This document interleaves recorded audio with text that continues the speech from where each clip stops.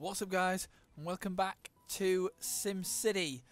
Today, part 7, we've upgraded the roads. We are going to take out straight away a 50,000 simoleon bond, but that is only because we want to just finish off with these roads and we want to do them as quickly as possible, and we'll get the money back because we're earning 1,000 and something an hour, which is fine. It's just all these major roads all the way around the city I'm turning into streetcar avenues. Again, future proofing for when obviously I decide to put the streetcar depot and streetcar stops in and around the city. So taking out 50,000 simoleon bond may have not been the best of ideas, but we've still got a couple of roads to do, so it's not really a massive issue. We do have the money for a stop now, don't we? Oh, I thought it was... No, we don't have the money for a stop. What was that picked up? I did pick something up to place there. Anyway, doesn't matter, okay? Point is, we've got a bond that we can pay off, and we're only paying it off at 300 and something simoleons an hour, which is 347 simoleons an hour, which isn't much. So I may have to raise the taxes to 13% across the board. At least now though, we put all the commercial in the early couple of parts, and that was giving us the most income, but now the residential is giving us the most income. So industrial isn't giving us much anyway because we haven't got much in the city, but with those two, residential and commercial, now giving us a lot of income, the taxes, I dropped them quite low. I've brought them back up 5% to 14% across the board now for industrial, commercial, residential, and I've gone from earning 1,000 an hour to 13,696 an hour. So over the course of about 4 in-game hours, that bond's pretty much going to be paid off, and as you can see I can already purchase the streetcar stop. So place that in and upgrade it a little bit. We'll upgrade it fully later on, but we need the money to put the stops around the city, so we'll do that now. But like I said, the bond's been paid off, and that's now not a problem because we've got the roads in that we need for streetcars, and we've also been able to buy the streetcar stop. But obviously money in the treasury comes and goes, so that's not a problem. It's completely not a problem. I do apologise for that mic pop, by the way. So anyway, yeah, back to, as I was saying, just putting these streetcar stops in. It gives more transport links as well to the city, which is always good. It helps the growth and development of the city, because then more people are able to get to where they need to go, and there's also less cars on the road, so it relieves traffic issues that we may get in the city. And with the main roads in the city, the larger roads being what they are, like 3-lane with a streetcar now in both directions, it relieves traffic quite a bit instead of what I originally built the city as, completely dirt roads where I was zoning everything. So that's good. Now, what is taking up the most of our expenses? It's health and parks and transportation. But health we need, transport links we need, parks we don't need, but we can always delete them and turn them off. Now, a couple of parts ago, might have been the last part, we put the gambling house in, and then we took away some of the add-ons. We're going to put those back in now, because the gambling house is earning us profit now. When we first put it in, it wasn't earning us profit, but you've got to give it time to take, and people in the city to be aware that it's there. So because it's earning profit, we can put these add-ons back in, which we've done. It's expanded now to, well, fully expanded, and that's going to earn us a lot of profit, especially because it's in a rich area of the city.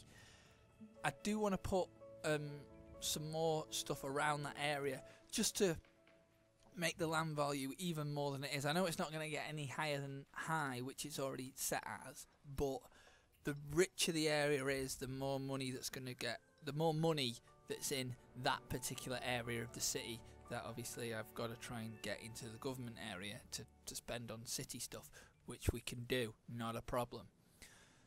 So, what should we continue with? Well, we can put some residential up here near where the train tracks finishes, because to put a train station in there, it may be problematic because of just space, really, and just a little bit of residential down in this very high commercial zone near the coast. Now, a lot of these buildings along the coastline are abandoned. There was about 30, well, more than 30, which you think is bad, but it is a high wealth area, and they're probably low value houses, low to medium wealth houses, so they can't afford to live there. So because of that, we've obviously, they're not going to be able to afford to live where they are, and they've obviously had to abandon the home and move to somewhere cheaper in the city, which is fine, because the cheaper parts of the city where the demand was, they grow. When I knock down the abandoned buildings, there's space there for a high value building to grow. There is a bit of demand for them. So all in all, that is quite useful. But it's nice to have these little houses along the city. But what we'll do is we'll put a park in there as well, just to help the infrastructure of the city a bit more. Things are expanding now, and because we deleted the original parks in there, the land value did drop from high wealth to low wealth, and that was done obviously because we needed the low wealth housing. But obviously the land value has gone up because of everything that's now there, and that's why people have moved out. But as you can see, put the parks back in. It's more expense, I know, but the high value is the high land value is back in that corner where we want it, and there is space along the coastline for low to medium wealth residential, which if they need to abandon the home, they can always move to. But you know what, I'm going to put a park there because why not? It links in with that industrial side of the city as well. Takes away the negativity that the industrial does. It will just creep into that industrial zone, which which is good, because like I said, takes away the negativity, and negative land value isn't really good for building on. So as you can see, there's things expanding around these parks now with these large sculpture gardens that I'm putting down. So this is good. Look at all this. You know, the city is expanding to how we want it. We want these bigger buildings, and that's what we're getting with these upgrades. So that is always good. Once again, I do apologise for the microphone pops. I don't know why that's happening today. It just is.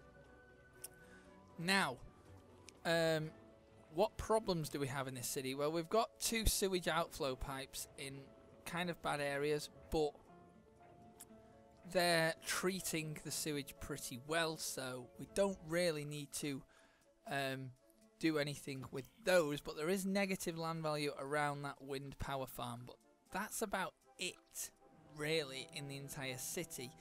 There's negativity in buildings, but that's expected in the industrial zone. But in terms of the actual land, not a lot, which is good. Just in the area where the wind power plant is. So we may have to find something that might be a little bit more ethical to put there, especially if it's struggling to power the city and we can't expand anymore.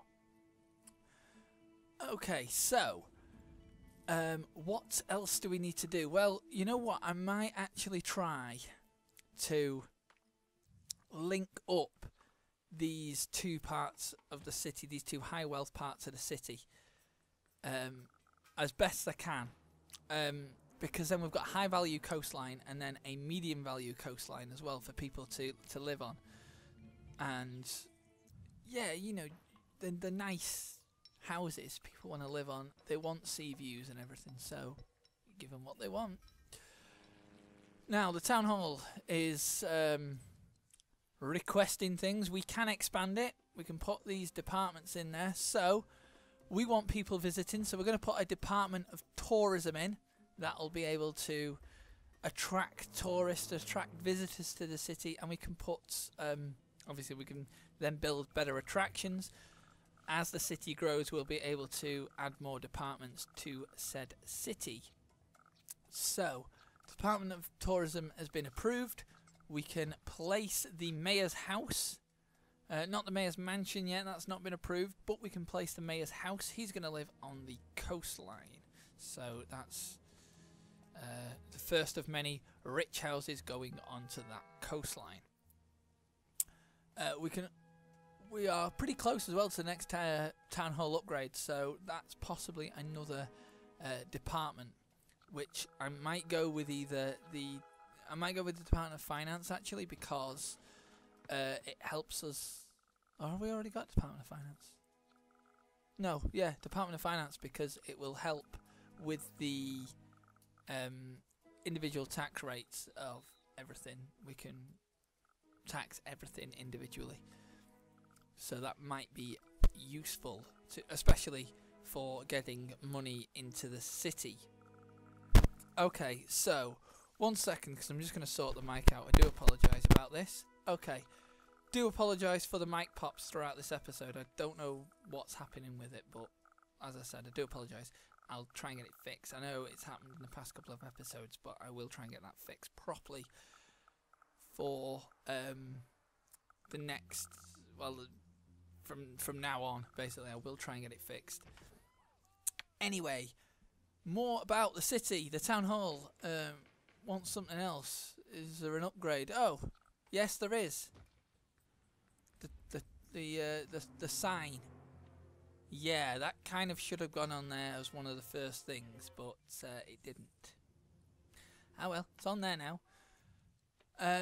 All we're really doing is upgrading the land value. Today's more of a land value episode.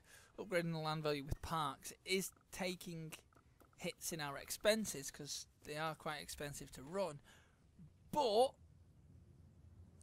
looking at the way the city's going, okay, it's not thriving, it's not bustling, it's not got high rises everywhere, but it's chugging along, it's making profit.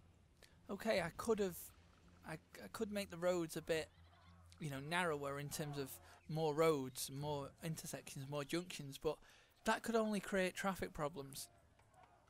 And I'm giving everything in the city a lot of space to expand, which will be useful, because obviously expansion, more money, etc. Yeah, and that's the whole aim, to get as much money as possible while building a city. So as I said, more parks going in. All I'm really doing here is just picking some random parks and trying to not match and make symmetrical, but try and make it accessible and to cover a big enough area as possible, with sort of various activities in every single park. So for example, this park has a lot of sporting stuff, so obviously make it sort of like a sporting stuff park. It's got a skate park in there, it's got a basketball course, it's got a soccer field. So there's other parks that are just like fountain parks and walkways and stuff, so make something parks similar to each other. Anyway, it looks like the gambling house is low on water, and it looks like the entire city as well is low on water. We're in 2.4 kilogallons deficit, so we need to put some more water tankers down there. That's now dropped to 1.9, on 1.8 now, and now we're in positive, but it's nice to put as many down as possible, so again, to future-proof, so we don't have to keep doing this. Now, I am using as many water tanks as possible in the bottom end of the city near the coastline, because that's where the sea is.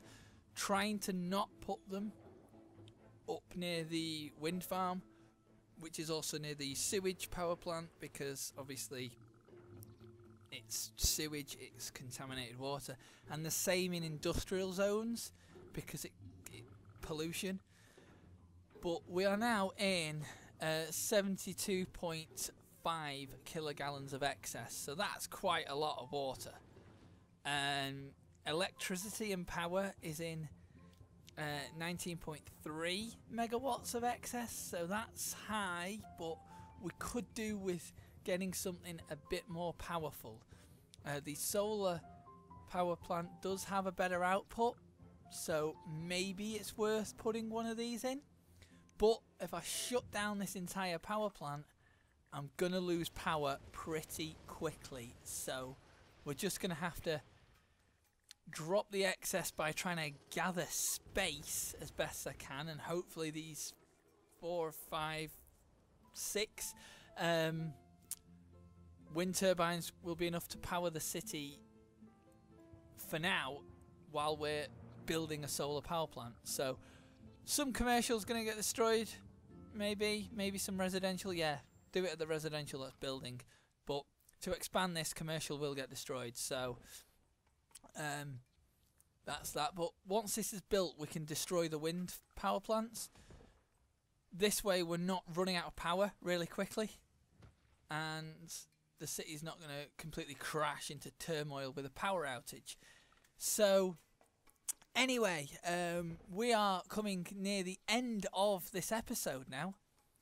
So obviously we'll continue building up this city in the future episodes. And yeah, I shall see you in the next part. See you then, okay? Bye.